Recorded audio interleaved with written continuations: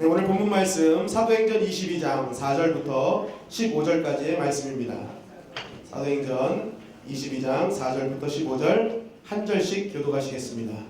내가 이 돌을 박해하여 사람을 죽이기까지 하고 남녀를 결박하여 옥에 넘겼으니 이에 대제사장과 모든 장로들이 내 증인이라. 또 내가 그들에게서 다메섹 형제들에게 가는 공문을 받아가지고 거기 있는 자들도 결박하여 예루살렘으로 끌어다가 형벌받게 하려고 하더니 가는 중 다메섹에 가까이 갔을 때에 오정쯤 되어 호련히 하늘로부터 큰 빛이 나를 둘러 비치매 내가 땅에 엎드려져 들으니 소리 있어 이르되 사울아 사울아 내가 왜 나를 박해하느냐 하시거늘. 내가 대답하되 주님 누구시니까 하니 이르시되 나는 내가 박해하는 나사렛 예수라 하시더라. 나와 함께 있는 사람들이 빛은 보면서도 나에게 말씀하시는 이의 소리는 듣지 못하더라. 내가 이르되 주님 무엇을 하리이까 주께서 이르시되 일어나 다메섹으로 들어가라. 내가 해야 할 모든 것을 거기서 누가 이르리라 하시거늘. 나는 그 빛의 광채로 말미암아 볼 수 없게 되었으므로 나와 함께 있는 사람들의 손에 끌려 다메섹에 들어갔노라. 율법에 따라 경건한 사람으로 거기 사는 모든 유대인들에게 칭찬을 듣는 아나니아 하는 이가 내게 와 곁에 서서 말하되 형제 사울아 다시 보라 하거늘 즉시 그를 쳐다보았노라. 그가 또 이르되 우리 조상들의 하나님이 너를 택하여 너로 하여금 자기 뜻을 알게 하시며 그 의인을 보게 하시고 그 입에서 나오는 음성을 듣게 하셨으니 내가 그를 위하여 모든 사람 앞에서 내가 보고 들은 것의 증인이 되리라. 아멘. 자, 오늘은 본문 말씀을 가지고 스토리가 힘이다. 스토리가 힘이다라는 제목으로 하나님 말씀을 증거하겠습니다. 예전에 EBS라는 채널에서 이야기의 힘이라는 프로그램을 방영했습니다. 이 프로그램을 보면은 중간에 이런 실험을 합니다. 사과를 파는데 두 군데서 사과를 팝니다. 사과를 파는데 한 곳에서는 이렇게 선전합니다. 남녀 둘이서 이 사과는 당도가 최고입니다. 그래서 2개 1,000원에 팔겠습니다라고 이렇게 팔고, 이제 다른 한쪽에서는 이렇게 팔고 있습니다. 이 사과는 키울 때 사랑 이야기만 하면서 키웠습니다. 그래서 이 사과를 먹는 연인들은 반드시 사랑이 이루어질 겁니다 라고 2가지를 놓고 팔았습니다. 자, 여러분들 이 두 장사를 만났을 때 어떤 사과를 사시겠습니까? 네, 이거는 청년들만 대답해야 되는데 결혼하신 분들까지 사랑을 선택하면 돼요. 아무튼 네, 사랑 이야기를 다들 선택하시더라고요. 실제로 이 판매된 걸 나중에 보니까 이 사랑 이야기를 하면서 팔았던 사과가 6배나 더 팔렸습니다. 6배나 더 팔렸어요. 그리고 일본에 있었던 일인데, 이 일본의 사과 주산지가 아오모리현입니다. 아오모리현인데 이 아오모리현에 사과가 엄청 많이 열리는데 1991년에 엄청난 태풍이 불어서 사과가 다 떨어진 것입니다. 사과가 거의 다 떨어져가지고 이 사과를 재배했던 농부들이 깊은 시름에 빠져 있었습니다. 그런데 그 중에 이제 농부 한 명이 하도 마음이 답답하고 해서 이제 이 사과밭에 이렇게 돌아다니는데 곳곳에 떨어지지 않는 사과가 달려있대요. 이게 태풍에도 떨어지지 않았네. 사과는 이렇게 볼품없이 생겼지만 태풍에도 떨어지지 않는 사과를 발견하고 그때 아이디어를 얻게 됩니다. 그래서 이 농부가 그 사과를 다 떼어가지고 거기다가 합격이라는 글씨를 다 붙였습니다. 합격. 그래서 이 사과를 그때부터 어떻게 팔았느냐. 이 사과는 합격 사과입니다. 태풍에도 떨어지지 않았던 사과이기 때문에 여러분들 자녀가 이 사과를 먹으면 시험에 떨어지지 않을 겁니다 라고 그때부터 합격 사과로 이렇게 팔기 시작했습니다. 이 사과가 그때부터 불티나게 팔리는데 보통 가격의 10배가 넘는 가격에 판매되기 시작했다는 거예요. 그러니까 이 볼품없고 형편없는 사과가 한순간에 엄청난 인기 있는 사과로 변화된 것입니다. 그러면서 이 프로그램에 이제 이야기를 하는데 어떤 이야기를 하느냐, 어떻게 이런 일이 일어났느냐라고 얘기하면서 그 이유는 이 판매한 사람, 이 산 사람들은 사과를 산 게 아니라 그 사과에 담겨진 이야기를 샀다고 이야기를 합니다. 그러니까 실제적으로 파는 사람들도 다 말하는 거예요. 난 이 사과에 담겨진 이야기를 샀습니다. 사랑의 이야기를 샀고 합격의 이야기를 산 것입니다 라고 이야기를 했던 것입니다. 우리가 이전에는 사과 하면은 어디가 유명해요? 사과, 대구, 또 어디 있어요? 충주.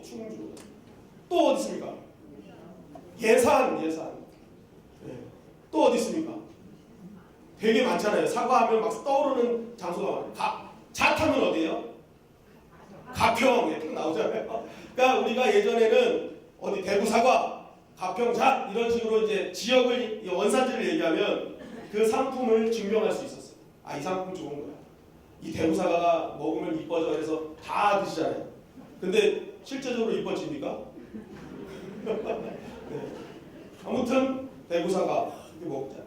그러니까 예전에는 원산지가 그 제품을 증명했는데 시대가 흐르면 흐를수록 그렇지 않다는 거예요. 어떤 원산지가 그거를 제품을 증명하는 게 아니라 그 제품에 담겨진 이야기들이 그 제품을 사게 만드는 요인으로 작용하고 있다는 것입니다. 여러분 이것은 상품만이 아니죠. 사람도 마찬가지입니다. 이 유엔 산하기구에 근무하고 있는 이 김경태 씨가 이런 책을 썼어요. 스토리가 스펙을 이긴다라는 책을 썼는데 저도 이것을 읽어봤는데 그 내용의 핵심은 그것입니다. 스펙보다 스토리가 있는 인생을 이제는 선호한다는 거예요. 그러니까 예전에는 어떤 지위, 직분, 어떤 양력, 경력, 어떤 그런 자격증 이런 것들이 그 사람을 증명해 줬는데 살다 보니까 그게 그 사람의 진면목이 아니라는 것이죠. 그래서 어떤 사람을 좋아하기 시작했느냐? 그 일에 대한 스토리, 그 왜 이 일을 해야 되는지를 아는 사람, 그리고 우리 회사를 왜 들어와야 되는지를 정확히 인식하고 이야기를 해줄 수 있는 사람, 그런 사람을 채용하기 시작했다는 거예요. 왜냐하면 그런 스토리가 있는 사람일수록 사람의 마음을 움직이고 감동시킬 수 있기 때문에 이제는 스펙이 아닌 스토리가 있는 사람들을 채용한다라는 것을 바라보게 되었습니다. 실질적으로 많은 회사들이 그래서 이런 스토리가 있는 그런 인재들을 등용하고 특별히 자기네 회사 제품에도 스토리를 막 입히는 거예요. 그래서 세계적인 라이터 회사 지포라는 라이터 회사도 왜 이 지포가 유명해졌느냐? 그 세계대전 때 병사가 총을 맞고 쓰러서 자기 죽은 줄 알았더니 눈을 뜨게 된 거죠. 그러니까 눈을 떠서 딱 봤더니 그 라이터가 자기 가슴 속에 있었는데 그 지포 라이터가 총알을 막아준 거예요. 그 이야기를 이제 회사에서 퍼뜨린 겁니다. 그러니까 이 지포 라이터가 한순간에 세계적인 회사로 성장할 수 있었어요. 우리가 알는 비싼 물 에비앙 같은 물도 이 귀족 한 사람이 죽을 위기에 처해 있었는데 이 신하가 알프스 산맥에 물을 떠다가 계속 먹였대잖아요. 그 물을 계속 떠다 먹였더니 이 죽으려고 했던 사람이 살아났다는 것입니다. 그래가지고 이 물에 뭐가 있느냐 해가지고 찾아봤더니 알프스 산맥에 있는 물은 미네랄이 아주 풍부했다는 것을 알게 된 것입니다. 그런데 이 이야기를 자꾸만 포장해가지고 이제 만들어서 이제 에비앙은 그렇게 사람까지 살리는 물이다라고 소문이 난 것이죠. 이야기가 된 것입니다. 그러니까 에비앙이 세계적인 물 회사가 되었던 것입니다. 우리나라도 마찬가지죠. 우리나라도 유명한 대기업 현대 같은 경우에도 뭐 현대가 무슨 상을 탔고 몇 년도에 창업했고 막 이런 거 잘 선전 안 하잖아요. 선전 나오면 누군가 딱 등장해서 이런 얘기합니다. 내가 배를 만들었는데 뭐 그러면서 이렇게 얘기하잖아요. 그래가지고 이렇게 자신의 이야기를 얘기하잖아요. 그러면서 현대가 저런 회사구나 라고 우리가 쉽게 마음속으로 다가온다는 거죠. 그러니까 어떤 스토리가 있느냐에 따라서 우리의 마음을 움직이고 우리를 더욱더 뜨겁게 만들어주는 그러한 것이 있다는 것이죠. 그러니까 오늘날에는 화려한 스펙보다는 더 진실한 이야기가 있는 사람들을 많이 선호하는 그러한 시대로 바뀌어지고 있다라고 이야기합니다. 그런데 이것은 신앙생활도 마찬가지입니다. 어떤 사람이 힘 있는 신앙생활을 하는 것이냐, 어떤 사람이 다른 사람의 마음을 감동시키고 뜨겁게 하고 내가 하나님을 믿어야지 라고 이야기를 해줄 수 있는 사람이냐, 어떤 사람이 그렇게 변화시키는 사람으로 살 수 있느냐, 그 사람은 스펙을 가지고 있는 사람이 아니라 하나님을 향한 뜨거운 스토리가 있는 사람, 하나님과의 관계에서 아주 뜨거운 러브 스토리가 있는 그 사람이 하나님의 나라를 확장시키고 영혼을 구원하는 사람이 될 수 있다는 것입니다. 얼마 전에 제가 신문에 봤는데 흥미로운 기사가 있었습니다. 그 제목이 뭐냐면 이게 총신대학교 신대원에서 리서치한 건데요. 그 신문의 제목이 우리는 이런 목회자를 원합니다 라는 제목이었습니다. 그러면서 부제가 뭐였냐면 성도는 목회자의 스펙보다 성품을 요구합니다 라는 게 부제였어요. 그러면서 이제 여러 가지 이제 리서치한 내용을 딱 보니까 목회자에게 가장 원하는 것이 무엇입니까? 라는 질문에 첫 번째가 바로 설교였습니다. 설교를 잘하는 목사를 원합니다. 그러면 가장 기대하는 자질은 무엇입니까? 라고 했더니 성품입니다 라고 대답했어요.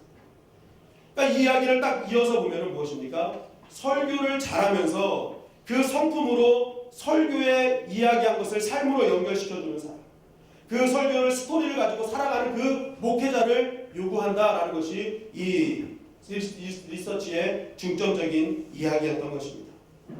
또 담임 목회자를 청빙할 때 그 학력이 어떻게 원하느냐라는 질문에도 신학대학을 졸업하고 신대원을 졸업한 사람, 해외파가 아닌 국내파를 원한다라고 이렇게 대답을 했어요.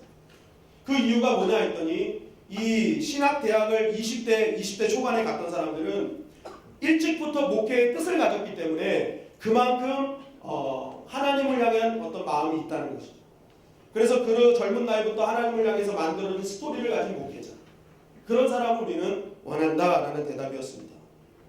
단임 목회자를 청빙할 때 이전에 심무했던 교회 규모 역시도 300명에서 500명 되는 교회예요. 대형 교회가 아니라 이 중소형 교회에서 열심히 훈련받고 하나님을 만나는 그런 일이 많았던 그러한 목회자가 왔으면 좋겠다라고 대답을 하였습니다. 그러면서 이 결과적으로 이렇게 마무리합니다. 왜 이런 결과가 나왔느냐? 보통 목회자를 청빙할 때 더 많은 공부를 하고 더 많은 어떤 스펙을 쌓고 정말 큰 교회에서 훈련받은 목회자가 오면 좋은데 왜 이런 결과가 나왔느냐라고 얘기하면서 이렇게 마무리를 합니다. 좋은 대학, 또 외국 유학, 높은 학위들을 갖추면 좋은 목사님일 줄 알았는데 막상 뚜껑을 열어보니까 다 그렇지 않더라는 거예요. 진짜 그런 분들도 있었는데 실제적으로 뚜껑을 열어보니까 높은 학위가 하나님과의 관계를 증명하지 못하더라는 것입니다. 그리고 좋은 대학이 성령 충만한 뜨거운 영성 있는 목회자를 증명하지 못했다는 것입니다. 그래서 결국 하나님과의 그런 뜨거운 스토리가 있는 그 목사들을 우리는 원한다. 그 스토리가 있는 목사들을 통해서 우리가 은혜 받기를 원한다는 것이 그 요점이었습니다. 여러분, 이것은 목회자들뿐만이 아니죠. 예전에는 장로님 하면은 그 장로라는 그 직분 자체가 엄청난 신학의 사람으로 여겨졌습니다. 남성교회 회장, 여성교회 회장 하면 정말 뜨거운 사람, 정말 신실한 사람으로 직분만 갖고도 인정해 주었다는 것입니다. 그런데 지금은 그렇지 않다는 거예요. 직분 가지고 신앙생활하는 것이 아니라 내가 얼마나 뜨겁게 하나님을 만나고 있는가, 정말 어떻게 하나님과의 관계를 유지하고 있는가, 그런 하나님과의 만남의 스토리를 가지고 있느냐, 그것에 따라서 많은 사람들을 감동시키고 많은 사람들을 이끌어 간다는 것입니다. 여러분, 오늘 본문은 사도 바울의 간증 장면입니다. 간증. 사도 바울이 지금 이제 유대인들 앞에서 간증을 하는 것입니다. 그런데 이 간증하는 상황이 어떤 상황인지를 오늘 우리가 읽지 않았지만 사도행전 21장 31절에는 이렇게 증거하고 있습니다. 그들이 그를 죽이려 할 때에 온 예루살렘이 요란하다는 소문이 군대의 천부장에게 들리매 온 유대인들이 모여서 예루살렘 도시가 막 웅성웅성해질 때까지 소동이 일어나는데 그 소동이 무엇이냐? 사도 바울을 죽이려고 했다는 거예요. 이놈을 죽여야 돼. 사도 바울을 죽여야 돼. 그러니까 모든 사람이 사도 바울을 죽이려고 했던 그 순간이었다는 거예요. 모든 유대인들이. 만약 사도 바울이 여기서 벗어날 수 있는 방법이 있었어요. 그게 무엇이었느냐? 자신이 갖고 있었던 스펙, 자신이 갖고 있었던 경력만 이야기하면 사실은 유대인들은 꼼짝하지 못했습니다. 왜냐하면 이 사도 바울이 갖고 있던 경력은요, 유대인들이 갖고 있던 그 어떤 경력보다도 위대했기 때문에 그래요. 그 사도 바울의 스펙에 대해서 빌립보서 3장 4절 6절이 이렇게 증거하고 있습니다. 빌립보서 4장 4절 6절 우리 한 목소리로 읽겠습니다. 시작. 그러나 나도 육체를 신뢰할 만하며 만일 누구든지 다른 이가 육체를 신뢰할 것이 있는 줄로 생각하면 나는 더욱 그러하리니 나는 8일 만에 할례를 받고 이스라엘 족속이요 베냐민 지파요 히브리인 중에 히브리인이요 율법으로는 바리새인이요 열심으로는 교회를 박해하고 율법의 의로는 흠이 없는 자라. 네, 자신을 이야기해요. 나는 육체로 신뢰할 만한 자다. 너희들이 나를 함부로 다룰 수 있는 사람이 아니다. 나는 육체를 얼마든지 자랑할 수 있는 사람이다. 8일 만에 할례를 받은 사람이다. 이 유대인들이 가장 중요하게 여겼던 게 할례거든요. 할례. 이 할례를 나는 8일 만에 받았다. 그리고 이스라엘 족속. 이게 뭐냐면 이스라엘 백성들은 자신이 이스라엘인이라는 것. 이건 선민 사상으로 여겼거든요. 그러니까 이스라엘인이라는 것 자체가 굉장히 중요한 신분이었어요. 그러니까 이스라엘 족속이고 베냐민 지파다. 이 베냐민 지파가 뭐냐면 이스라엘의 초대 왕이 사울이었는데 사울이 베냐민 지파였습니다. 그러니까 나는 우리 가문은 왕을 배출한 가문이야. 너희들 나한테 함부로 하면 안 돼. 우리 조상은 왕이야, 왕. 이렇게 얘기를 하는 것이죠. 그리고 나는 히브리 중에 히브리인이요 율법으로는 바리새인이다. 이 바리새인은 이스라엘 백성, 유대교 사람들이 가장 존경했던 사람입니다. 이 바리새인은 자기가 결단해서 할 수 있는 거예요. 내가 이제는 하나님의 자녀답게 살겠습니다라는 모든 결단을 한 사람이 할 수 있는 직책이었어요. 그런데 그것을 결단했던 사람입니다. 그러니까 이것만 얘기하면 유대인들은 그 앞에서 꼼짝하지 못했을 거예요. 그런데 오늘 말씀해 보니까 사도 바울은 이러한 자신의 어떤 이런 경력들을 전혀 얘기하지 않아요. 그가 이야기하는 것이 무엇이냐? 그는 하나님을 내가 어떻게 만났는지를 이야기하기 시작하는 것입니다. 내가 어떻게 주님을 만났고 그 일을 통해서 어떤 일들이 벌어졌는지를 자신의 스토리를 쭉 이야기를 하고 있는 것입니다. 여러분, 그렇다면 사도 바울은 왜 이 스토리를 강조하는 것일까? 왜 성경은 하필 이 자리에 바울이 스토리를 이야기했다라고 이야기를 하고 있는 것일까요? 여러분, 성경은 하나님께서 우리에게 주신 것입니다. 그렇기 때문에 그 성경 말씀은 1.1핵도 빠져서는 안 되는 거예요. 정말 중요한 말씀이거든요. 필요하기 때문에 하나님 주신 거거든요. 그런데 하나님은 하필이면 이때 자신의 목숨이 위태로운 이때 왜 스토리를 남겨주셨냐는 거예요. 그것은 다른 것이 아닙니다. 바울을 지탱하는 힘. 2000년 동안 우리의 마음을 설레게 하고 우리의 마음을 뜨겁게 하는 그 힘은 바울의 스토리에 있었다고 성경은 우리에게 말씀하고 있는 것입니다. 바울의 경력과 바울이 갖고 있는 어떤 그런 자랑거리로 우리의 마음을 뜨겁게 해주는 것이 아니라 바울은 이런 스토리가 있는 인생이었기 때문에 우리의 마음을 뜨겁게 하는 것입니다.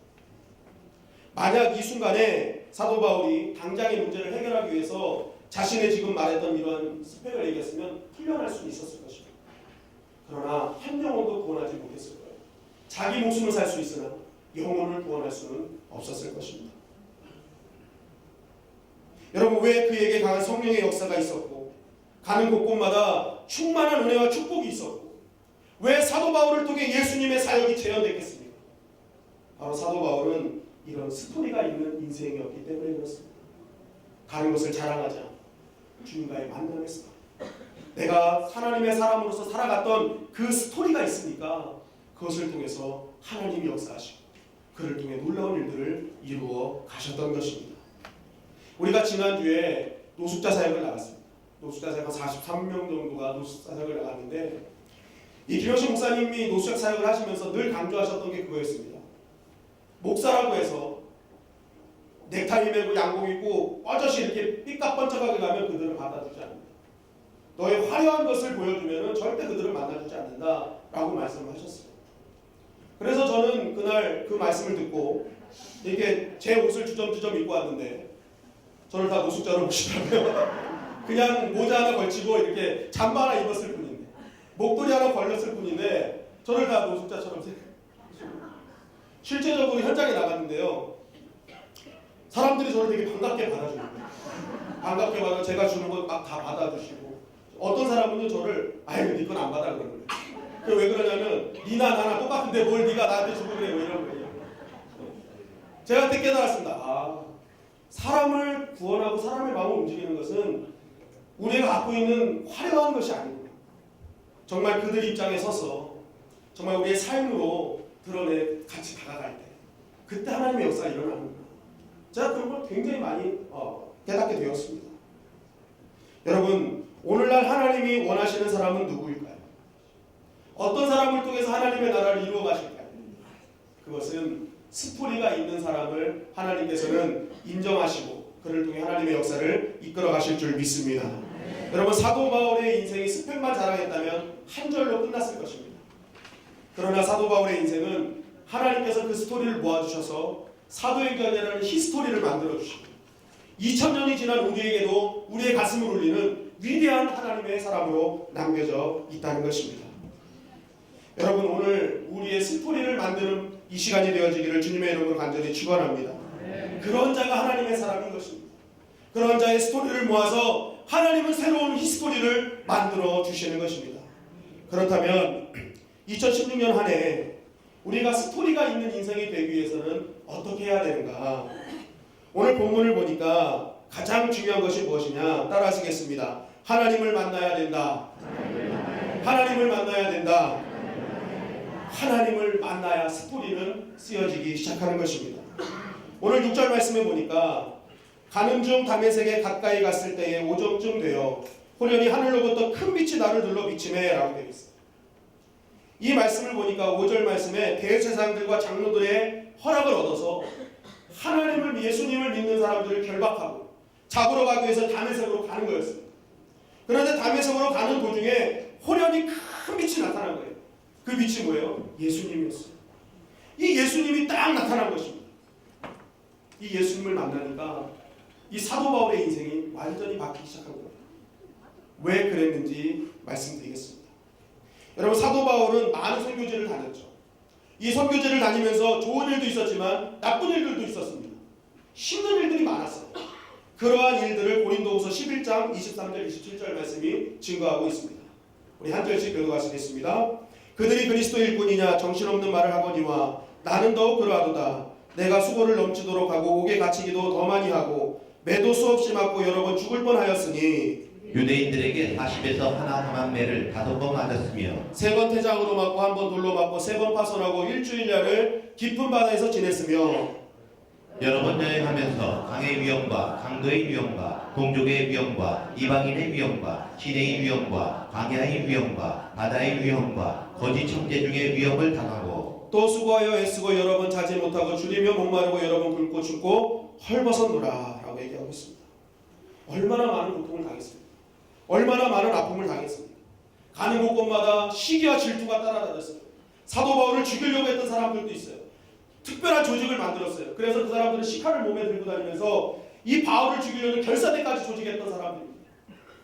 이런 상황 속에서 바울이요, 성경을 보면 한 번도 자신을 죽이려고 했던 사람, 자신을 죽이려고 했던 환경을 두고 원망하거나 불평하거나 그들을 미워한다는 얘기가 한마디도 없다는 거예요. 오히려 그들의 마음을 품고 그들을 용서하고 그들을 안아주는 그러한 삶을 살더라고요. 결국 그러한 삶을 하나님이 스토리로 만들어주신 거 아닙니까? 야, 그렇다면 어떻게 이런 일이 가능했겠습니까? 여러분, 이거 쉽지 않은 일이에요. 사실 우리가 신앙생활하면서 나한테 무슨 얘기 한마디만 잘못해도 우리 가슴에 너무 아파하잖아요. 용서하지 못하잖아요. 그런데 자신의 목숨까지도 죽이려 했던 사람을 용서하는 이 사도 바울, 어떻게 이게 가능했냐는 거예요. 그 이유가 오늘 7절 말씀에 나오고 있습니다. 7절 말씀 다 같이 읽겠습니다. 시작. 내가 땅에 엎드려져 들으니 소리 있어 이르되 사울아 사울아 왜 나를 박해 하느냐 하시거늘 주님 누구시니까 하니 이르시되 이제 나는 내가 박해 하는 나사렛 예수라 하시더라. 아멘. 자, 다메섹에서 예수님을 딱 만났는데 예수님이 바울을 만나자마자 너 왜 나 박해하니? 라고 말씀하시고 너 나 왜 힘들게 해? 나와 핍박해? 이렇게 말씀하신 거예요. 근데 사도 바울이 이 얘기를 들으니까 좀 이상한 거예요. 왜냐하면 사도 바울은 한 번도 예수님을 박해한 적이 없습니다. 예수님을 핍박한 적이 없어요. 예수님을 믿는 자들을 핍박했고 예수님을 믿는 교회를 핍박했을 뿐입니다. 예수님을 핍박한 적은 한 번도 없었어요. 여러분, 예수님이 이것을 모르셨겠습니까? 아셨을 거예요. 그럼에도 불구하고 사도 바울에게 예수님은 말씀하시는 거예요. 왜 너 나 핍박해? 왜 날 박해해? 막 물어보시는 거예요. 왜 그러셨을까요? 그 이유는 다른 것이 아닙니다. 예수님께서는 하나님을 믿는 성도들, 주님을 믿는 성도들과 자신을 동일시하신 것입니다. 예수님께서는 주님을 믿는 교회와 자신을 동일시하신 것입니다. 그래서 교회를 핍박하는 것이 나를 핍박하는 것이고 주님을 믿는 성도를 핍박하는 것이 나를 핍박하는 것이다라고 사도 바울에게 말씀하셨던 것입니다. 이 얘기를 듣고 사도 바울이 충격을 받습니다. 아, 나는 그저 내가 할 일을 했을 뿐인데 저 성도들을 핍박하는 거 그거 주님과 아무런 연결이 안 될 것 같았는데 알고 보니까 그게 아니었던 거예요. 주님의 교회 성도를 핍박하는 것이 주님을 핍박하는 것이었고 교회를 핍박하는 것이 주님을 핍박하는 것이었구나 깨닫게 됩니다. 그러면서 반대로 생각합니다. 그렇다면 주님을 사랑하는 것은 무엇일까? 바로 성도를 사랑하는 것이 주님을 사랑하는 것이요 교회를 사랑하는 것이 주님을 사랑하는 것이라는 것을 깨닫게 되었던 것입니다. 그래서 그때부터 사도 바울의 모든 인생은 교회를 사랑하고 성도를 사랑하는 것으로 완전히 바뀐 것입니다. 주님을 만나니까 그의 목적과 가치관이 완전히 바뀐 것입니다. 그러니까 그때부터 어떻게 합니까? 그는 사랑의 이야기를 써나간 것입니다. 주님의 자녀로서 올바른 것이 무엇인지를 계속 삶을 통해서 써내려갔던 것입니다. 주님을 만나서 목적과 가치관이 완전히 바뀌니까 그의 인생을 하나님께서 스토리로 만들어주시고 그가 가는 곳곳마다 성령이 물붓듯 부어주시고 그를 통해 하나님의 놀라운 역사를 이루어 주셨던 것입니다. 여러분, 우리가 기억해야 될 것은, 우리 역시도 신앙생활하면서 꼭 기억할 것은 무엇입니까? 우리가 지식 위주로 신앙생활해서는 안 된다는 것입니다. 우리가 성경 공부 많이 하는 것 중요합니다. 성경 많이 읽는 것도 중요하고요, 기도 많이 하는 것도 중요합니다. 그러나 더 중요한 것이 있는데, 내가 성경을 한 번 읽더라도 그 말씀 속에 살아계신 하나님을 만나야 될 줄 믿습니다. 우리가 기도를 짧게 하더라도 그 짧은 묵도 안에 나에게 역사하신 하나님의 성령의 충만함이 있어야 되는 거예요. 아무리 많이 읽고 아무리 많이 기도한들 하나님을 만나지 못하면 우리의 목적과 가치관을 바뀔 수 없기 때문에 그렇습니다. 그런 목적과 가치관이 없는 사람에게는 신앙의 스토리를 만들 수가 없는 것입니다.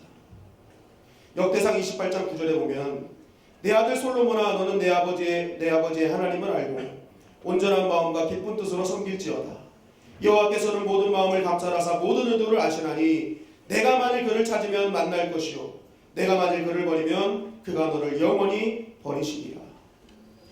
다윗 왕이 자신의 아들 솔로몬에게 마지막 유언을 남깁니다. 솔로몬아, 내 말 좀 들어봐. 내가 정말 마지막에 너에게 해줄 말은 이 말밖에 없어. 너는 내 아버지 하나님을 알아라. 여기서 알다라는 단어가 히브리어로 야다라는 단어인데, 지식적으로 아는 게 아니라 체험적으로 안다는 거예요. 너는 하나님 만나야 된다는 거예요. 너 하나님 만나야 돼. 왜 만나야 돼요? 시편 34편 8절에 보면 너희는 여호와의 선하심을 맛보아 알지어다. 그에게 피하는 자는 복이 있도다. 여기서도 다윗은 강조합니다. 하나님의 선하심을 맛보아 알라는 거예요. 하나님의 선하심을 체험하라는 거예요. 우리가 하나님을 체험하면 어떤 일이 벌어집니까? 우리가 하나님은 우리의 피할 요새심을 알게 된다는 것입니다. 우리가 정말 왜 피해야 되느냐, 하나님께 왜 숨어야 되느냐, 하나님의 날개 안에 왜 들어가야 되느냐를 만나야 알 수 있다는 거예요. 그럼 만나면 그분이 나의 산성이시구나, 요새시구나, 반석이시구나, 내가 오늘 힘들고 어려웠지만 내가 그분 앞에 들어가면 해결되겠구나, 그때 깨닫는 것이라고. 그러니까 그에게 어떤 예요? 그에게 피하는 자는 복이 있는 것입니다. 하나님을 체험하게 되기 때문에, 하나님을 알기 때문에, 알게 되기 때문에 그러한 자에게 복이 임하는 것입니다. 그러니까 다윗은 그렇게 얘기하는 거예요. 하나님을 알아야 돼. 하나님을 깨달아야 돼. 하나님을 경험해야 돼. 그럼 하나님이 너를 책임져 주실 거야. 너를 통해 위대한 스토리가 만들어질 거야. 그것을 보는 백성들은 너를 따를 거야. 그러니까 너는 왕이지만 정치 잘하려고 하지 말고 먼저 하나님을 만나야 돼 라고 말하고 있는 것입니다. 여러분, 다윗이 왜 이것을 강조합니까? 다윗이 경험했기 때문에 그렇습니다. 다윗은 자신의 인생을 통해서 매일매일 하나님을 만나는 것에 집중했습니다. 다윗이 왜 이스라엘 백성에도 지금까지도 가장 위대한 왕으로 남겨졌습니까? 그 이유는 다른 것이 아니에요. 다윗은 힘들고 어려울 때, 기쁘고 즐거울 때도 하나님을 찬양하고 하나님을 만나는데 힘쓰는 자였기 때문에 그렇습니다. 그래서 하나님이 그 인생을 모아서 뭘 만들어 주셨어요? 시편을 만들어 주셨잖아요. 그의 시스토리가 된 것입니다. 시편은 그의 히스토리예요. 다윗은 인생으로 시를 쓴 남자인 것입니다. 여러분, 우리도 우리의 인생을 통해서 하나님께 남겨주신 시편을 작성하는 자들이 되기를 간절히 바랍니다. 그러기 위해서 우리가 해야 될 일은 하나님을 만나는 거예요. 하나님을 만나는 것입니다. 신명기 4장 29절 우리 다 같이 읽겠습니다. 시작. 그러나 내가 거기서 내 하나님 여호와를 찾게 되리니 만일 마음을 다하고 뜻을 다하여 그를 찾으면 만나리라. 아멘. 예레미야 29장 13절 다 같이 읽겠습니다. 너희가 온 마음으로 나를 구하면 나를 찾을 것이요 나를 만나리라. 아멘. 하나님은요, 우리가 만나기만을 원한다면 하나님이 그 마음을 들어서 우리를 만나 주시겠다는 거예요. 여러분, 오늘 이 예배 자리에 나올 때 얼마나 하나님을 만나보려고 하는 갈망으로 나오셨습니까? 정말 내가 이 예배를 통해 살아계신 하나님을 만나야지. 오늘 찬양을 통해서 그 하나님을 경험해야지. 오늘 예배가 끝날 때 내가 무조건 하나님 만나고 가야지. 그런 목마름을 오셨습니까? 2015년 한 해를 한번 되돌아보십시오. 내가 얼마나 하나님을 만나기를 원했습니까? 여러분 2016년이 시작하는 이 시기, 우리의 모든 삶 속에서 아름다운 신앙의 스토리를 만들어가는 저와 여러분들이 되시기를 간절히 바랍니다. 여러분 지금 새 에덴 교회라는 교회가 있습니다. 4만 명에 모이는 교회예요. 4만 명. 너무 많이 보이죠. 그런데 어떻게 이 교회가 이렇게 놀랍게 부흥할 수 있었는가? 그 목사님의 이게 목회 스토리를 봤어요. 목회 스토리를 보는데 많은 신앙의 스토리들이 있더라고요. 그중에 제가 재밌는 걸 하나 갖고 왔는데, 이분이 처음 개척했던 곳이 이 목사들의 무덤이라는 곳에서 개척을 했답니다. 목사들만 들어가면, 교회만 들어가면 교회 다 무너뜨리고 막 쫓아내고 막 그러고. 그래서 이 목사님이 이제 그 목회를 딱 들어갔더니 교인들이 딱 붙잡아가지고 목사냐고 그러면서 막 입에다 가르치고 엄청난 핍박을 막 하더라고요. 그리고 교회 나가면 막 벌금, 온 동네가 그냥 교회를 핍박하는 거예요. 그리고 이제 그런 핍박 가운데서 그래도 이 목사님 사명이 있으니까 거기다 이제 천막교회를 쳤답니다. 천막교회 쳐가지고 이제 기도 이제 막 예배를 드리는데 사람은 안 오고 교회 천막 주변에 이 동네 사람들이 이 덩을 싸놓고 가더래요. 덩이 뭔지 아시죠? 네, 제가 이거 제대로 발음을 못하겠어요. 네, 그걸 막 싸놓고 가요. 그러니까 이 예배는 드리고 나오면 주변에 그런 막 이런 것들이 있는 거예요. 그러니까 사람이니까 치울 때마다 막 짜증이 나더래요. 어느 때는 가래떡, 어느 때는 뭐 후라이 같이 생기고, 어느 때는 피자처럼 생기고, 막 이런 막 그런 것들이 막 놓여 있으니까 막 짜증이 나더라고요. 그래서 이 목사님이 기도했다. 하나님, 누가 싸놨는지 주님께서 아시지 않습니까? 주님, 이 사람 아시니까 주님께서 그 싼 사람 다 거시기를 찢어주시옵소서. 동서남북으로 찢어주시옵소서. 이렇게 기도해요. 동서남북으로 찢어주시옵소서. 막 기도했는데 다행히 살아계신 하나님, 사랑의 하나님이라 그 기도를 이루어주시진 않으셨대요. 동네 사람들이 다 멀쩡하답니다. 그런데 그렇게 힘들게 목회를 하는데 이 목사님이 끝까지 하나님을 붙잡아요. 하나님께서 역사해 주시겠습니다. 그래서 사모님이랑 둘이 목회를 하는데도 계속 그 가운데서 계속 하나님을 만나기를 힘썼어요. 놀라운 사실은 그 땅에 4년 만에 교회가 지어진 것입니다. 그렇게 밖에 하는 그곳에 하나님을 갈망하는 마음, 하나님만 바라보는 마음이 있으니까 하나님이 교회를 세워 주시더라는 것입니다. 그러한 스토리들이 계속 모여서 지금의 새 에덴 교회가 되었다고 합니다. 여러분, 우리 주님의 영광교회가 이런 교회 되기를 주님의 이름으로 간절히 축원합니다. 정말 놀랍게 부흥하는 교회가 되어야 되는 거예요. 그런데 그런 교회가 되기 위해서 어떻게 해야 됩니까? 이 자리에 앉아있는 우리 성도님들이 아름다운 신앙의 스토리를 만들어 가야 된다는 것입니다. 어떤 상황 속에서도 내가 하나님을 섬기고, 어떤 상황 속에도 하나님을 바라보는 그 믿음, 하나님 만나는 믿음, 그 스토리를 만들어낼 때 우리 교회도 하나님께서 영향력 있는 교회로 만들어 주실 줄 믿습니다. 그렇기 때문에 2016년 한 해는요, 우리가 어떤 일이 있어도 하나님을 만나는 자리를 떠나서는 안 되는 것입니다. 하나님을 만나는 예배의 자리, 하나님을 만나는 기도의 자리, 하나님을 만나는 헌신의 자리는 우리가 반드시 지켜야 되는 거예요. 그럴 때 어떻게 합니까? 우리의 가치관이 바뀌고 우리의 스토리가 씌워져 나가는 것입니다. 여러분, 1월 18일부터 글로리 캠프 코리아를 진행합니다. 여러분, 내가 하나님을 만나기 위해서 우리도 참석해야 되지만 내 주변의 영혼들을 하나님께로 인도해야 될 줄 믿습니다. 그들이 그곳에서 하나님 만나면 인생이 바뀌는 것입니다. 그들의 스토리가 남기는 것입니다. 그러면서 하나님 나라가 확장되어지는 것입니다. 여러분, 우리가 송구 영신 예배를 시작해서 신년 특별기도회로 이야기를 만들어 왔습니다. 여러분, 이 이야기는 계속적으로 이어져야 될 줄 믿습니다. 이 이야기들이 모이면 여러분 히스토리가 되는 거예요. 제가 말씀을 준비하는데 교회 집사님 한 분이 굉장히 좋은 글이라고 하면서 저한테 보내줬어요. 저한테 보내주셨는데 그 글이 뭐였냐면, 본인이 TV를 보다가 굉장히 좋은 어떤 민족문화콘텐츠연구원의 원장님이신 박재희 원장님께서 얘기하는 것을 듣고 너무 기분이 좋아가지고 보내줬어요. 그 이야기가 뭐였냐면, 이 흥부전에 나오는 흥부에 대한 얘기였습니다. 이 흥부전에 나오는 흥부의 흥자는 이 흥하는 자, 굉장히 기쁜 흥, 막 그 흥이 있는 사람이었다는 거예요. 그 흥부의 흥이 흥이었다는 거예요. 그래서 이 흥부에게는 25명의 자녀가 있었는데 흥부에게는 25명의 자녀가 아무것도 아닌 것 같지만 부인 입장에서 보면요. 1년에 한 명씩 나도 25년 동안 나왔다 들어갔다 나왔다 들어갔다 하는 거야 이게. 나왔다 들어갔다 25년 동안. 그죠?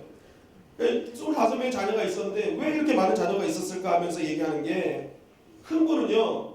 자녀를 사랑하고 생명에 대한 흥이 있었다는 거예요. 그렇기 때문에 주신 자녀를 잘 끝까지 낳았다는 것이죠. 그리고 25명의 자녀와 아내를 먹여 살리기 위해서 무슨 일이든지 가리지 않고 열심히 살았던 성실함의 흥도 있었다는 것입니다. 그리고 제비다리가 부러졌을 때 그냥 지나치지 않고 고쳐준 것도 아픈 사람, 아픈 이웃을 그냥 지나치지 못하는 긍휼의 흥이 그에게 있었다는 거예요. 그리고 제비를 돌려보내고 형님 집에 갔을 때 밥 달라는 말에 밥주걱으로 따기를 맞았잖아요. 그러면서 이 밥풀떼기를 먹으면서 다른 뺨도 돌리면서 때려달라고 했던 것. 그것은 자존심이 없어서가 아니라 그것을 이렇게 유머스럽게 넘기지 않으면 형제의 의가 끊길 것을 염려한 의리의 흥이 그 안에 있었다는 것입니다.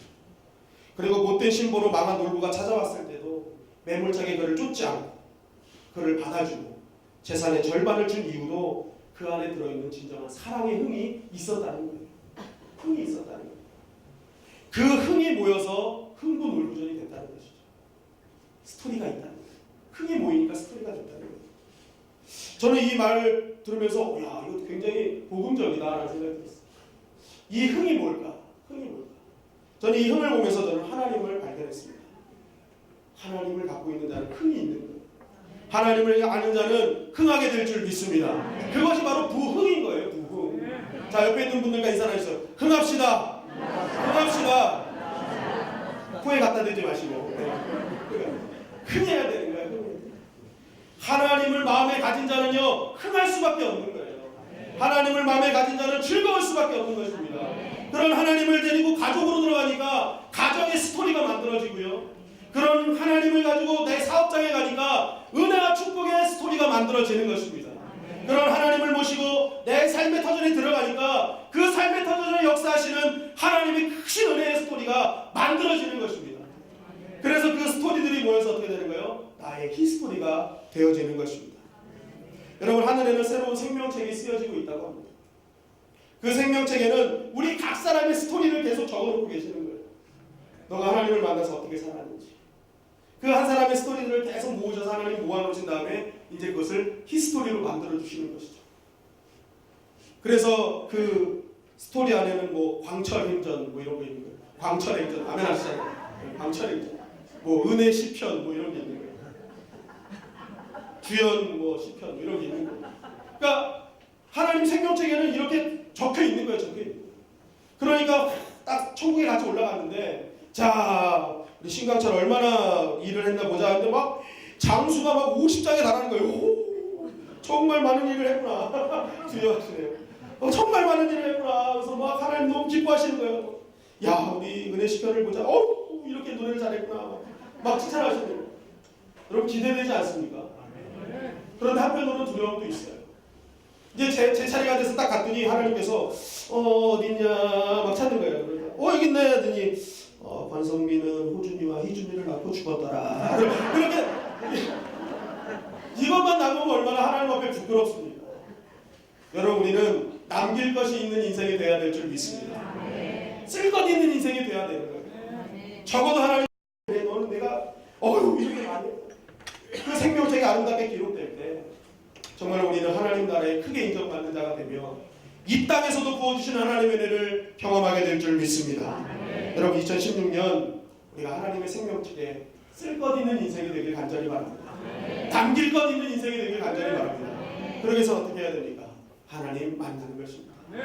오늘 이 예배가 이제 계속 끝으로 향하고 있습니다. 여러분 이제 이 설교가 끝나면 또 찬양을 할 것이고요. 기도를 할 것이고요. 헌금을 하게 될 것입니다. 축도를 받게 될 것입니다.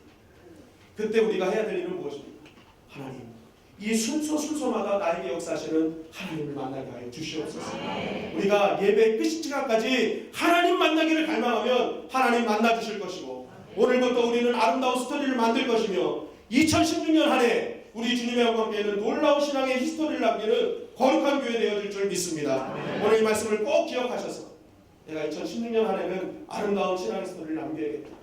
하늘의 생명책에 쓸 것 있는 인생 해야겠다 결단하는 저와 여러분들이 되시기를 주님의 이름으로 간절히 축원합니다.